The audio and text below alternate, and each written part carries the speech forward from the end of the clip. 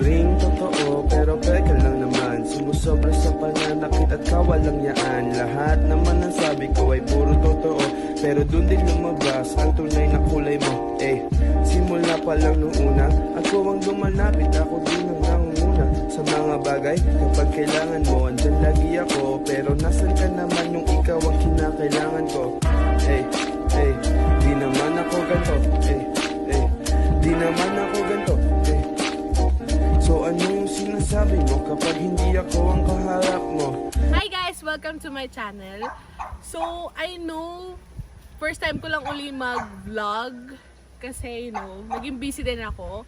Pero for today's video, magkakaroon tayo ng farm tour. Total kasi, quarantine naman ngayon. Nandito rin naman kami sa Mendez, Cavite. So, might as well na i-share ko sa inyo kung ano ba itsura nung tatawag naming farm dito sa Mendez, Cavite. And guys, so meron akong special guest. Kasama ko yung dad ko. Kasama siya sa pag-tour sa atin. So explain niya rin kahit paano yung history niya, kailan siya ginawa, gaano katagal na, and sino yung mga nag-sponsor ng mga ibang bagay dito. Without further ado, is my dad, si Mr. Alan Tangaya! Hello guys! Thank you for guesting me or for inviting me. Right now, as you can see, we have this farm. We bought this. We acquired this last August 2018, and it's a 1,141 square meters. And somebody asked or somebody offered us a better deal for this, and then it used to be a pineapple farm. So wala siyang masyadong puno, as you can see. So it's our decision na yun ang kunin namin rather than may mga puno, kasi it's our own way of putting up yung mga trees kung anong gusto namin. So let's have a tour. Let's go. Alex, before we begin our farm tour, magbibigay lang ako ng konting information about the house. It's a 2-bedroom bungalow house.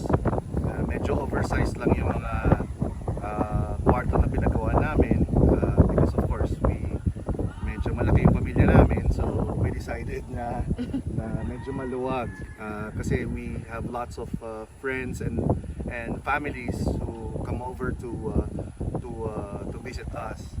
As you can see, one of the things that the unique things about this farmhouse, it's fully solar power. I mean, it's 100% energy efficient power. So every day we use the energy from the sun, and it collects from that 4 solar panel.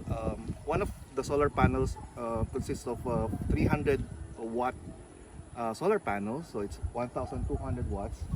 So every day we can almost produce like 5 kilowatts.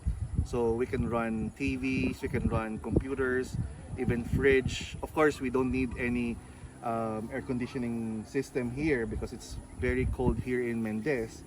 So and then if you can see, all of the perimeters have their individual solar powered lights. So papakita sa inyo mamaya ni Alex yung shots namin, aerial shots at night, how bright it is during at night. So kung makikita nyo, right now it's still producing energy from the sun, and it's already 5 in the afternoon. So at least we can the reserve power from 6 p.m. until in the morning, yun ang nagagamit namin overnight for TV, for other appliances, and even the lights inside the house. Okay, Alex, right now, as you can see, meron tayo dito at first my mom asked Kuya Edgar na to plant first the 300 pineapple plant.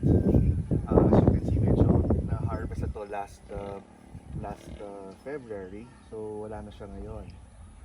But if you can notice, there's some additional 100 plants over there. Yung kasi yung minabol lang kasi it used to be a sunflower area, but unfortunately in less than 2 weeks medyo namatay yung mga plants namin. So it's a hit or miss situation. So sometimes you have to explore kung ano ba talaga ang magandang itanim. So nagustuhan lang namin, we thought of putting up some sunflower plants, but unfortunately I don't know bakit hindi siguro tama yung klima or weather dito sa Mendez for sunflowers. Baka maybe din yung nabili kasi namin kind ng sunflowers is yung maliit. Hindi siya yung giant na parang nakikita nyo sa Baguio. Parang more like yung sa paso lang siya nilalagay. Yes. And then, dun nga, paano siya naging pineapple field? Hindi siya field na field, pero paano siya tinanim ng pineapples?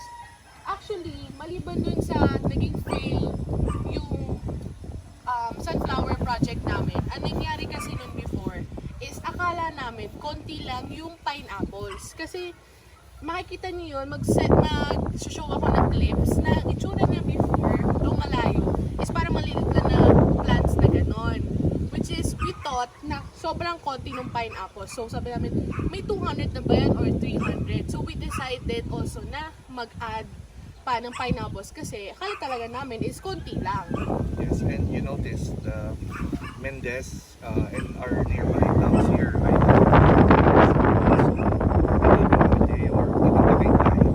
they are well known for pineapples because we have cooler weather here all year round. Kahit tamo ngayon, kahit summer na ngayon, medyo malamig pa rin even in the afternoon. So as you can see, we have this medyo hindi nag-grow but still it's still sweet. Okay pa rin siya, nahinog siya ng tama. Kaya na medyo hindi naman abnormal but okay pa rin siya. Yun. So right now, dito naman tayo sa tinawag naming mango area. As I said earlier, we decided na kunin namin tong area na walang mga trees kasi para magawa namin ng diskarte yung aming mga itatanim. Like for example, if you can see here, sunod-sunod siya. We have 4 same variety na tinatawag nilang giant katimon. Giant katimon, I think it's from Nueva Ecija. After 4 years, they said that it will bear fruit, a giant mango fruit. So, and then there's another 4 here na tinatawag na regular katimon. Pag sinabi mong regular katimon, mag-grow siya in less than 6 months, pero the normal size ng mango. And we have over there yung dalawang yun na regular na mango na Carabao mango.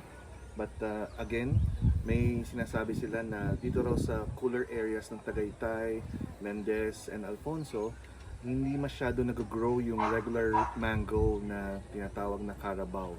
So we'll see. As of now, medyo nagmamatch naman yung soil and the tree. So hopefully, in few years time, makatikim tayo ng mango fruit na Carabao. Then over there, may konti tayo mga calamansi tree over there, and if you can see doon meron din langka. Hindi pa ganun karami, but of course as time goes by we will add some more trees na kasi again it's just small farm, so hindi naman siya tinatawag na a huge farm, but it's a parang backyard farming ang ika nga. Alex? So guys, meron din pala isang rambutan doon. Actually, dalawa siya. Yung isa naman nasa other side. Magpakita rin namin. Galing siya kay Tito Bong Gomez. Thank you po, Tito Bong, sa pagbigay ng rambutan. Kasi matatamis yung mga rambutan fruits niya. Galing dun sa may bahay nila. Gardener. Gumawa siya ng 2 separate, tawag nila ng grafting. So, he gave 2 grafted trees ng na rambutan. So hopefully a few years after this, baka makatikim din tayo ng rambutan. Guys, as I was saying kanina, ito pa yung isang rambutan na binigay ni Tito Bong. Kung pansin nyo, ito medyo may mas dahon-dahon na compare mo sa isa. Kasi yung isa medyo nakahanginan lagi. Ito kasi yung place niya, kahit papano, nabablock yung hangin.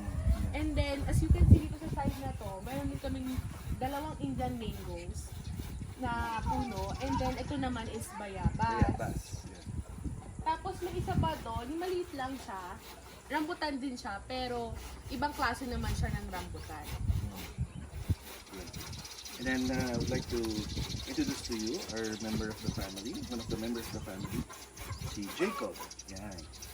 He's a German Shepherd, and he loves to eat bananas and buko. And he loves to chase chickens.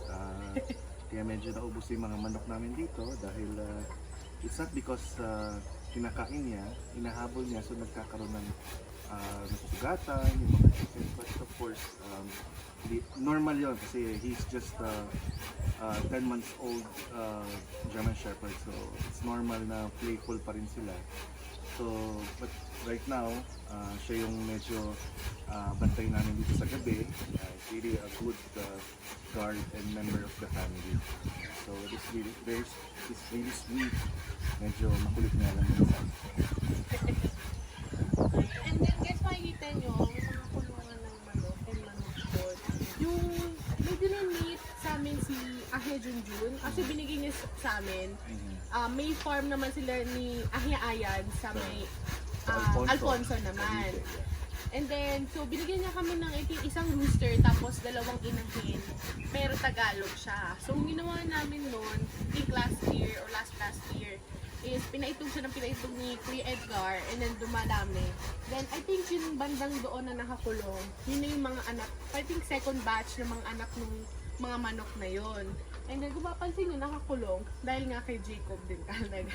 Kaya siya kinulong yung mga manok. So guys, ipapakilala ko sa inyo. Siya yung kasama namin dito sa bahay. Siya yung, at yung family niya. And then, siya rin tumulong sa paggawa ng fence, ng bahay. Siya rin yung nag-aalaga ng mga chickens. Kasi iba chickens din naman niya. And then, siya rin yung nagme-maintain ng kalinisan dito sa amin. Tapos, siya rin yung nagtatanim. Siya yung may green thumb dito, kaya gumaganda yung mga tinatanim. Siya yung lagi nagtatanim sa amin. So, guys, without further ado, papakilala ko sa inyo si Kuya Edgar. Say hi, Kuya Edgar! Yan. Si Kuya Edgar yan, ang ginagawa niya daw is kukuran daw ng nyog. So, kasi minsan, naggagata kami, like, ginatang gulay, gano'n, tsaka ibang dishes na may gata. And then, yung mga brothers ko minsan yung kakayod ng nyog. And nawa daw si Kuya Edgar kasi nahihirapan sa pagkakayod. Kung nakita niyo yung maliit na yun, sa may tabi nung pinupukpok niya, yun yung lumang pangkayod. Nasira ata nung pinsan ko, isa sa kapatid ko. So, gumawa siya ng mas matibay. Okay guys, I hope you enjoyed this video. Don't forget to like and subscribe. If you have any comments or suggestions, please leave it down below. Thank you guys for watching and I hope to see you on my next video.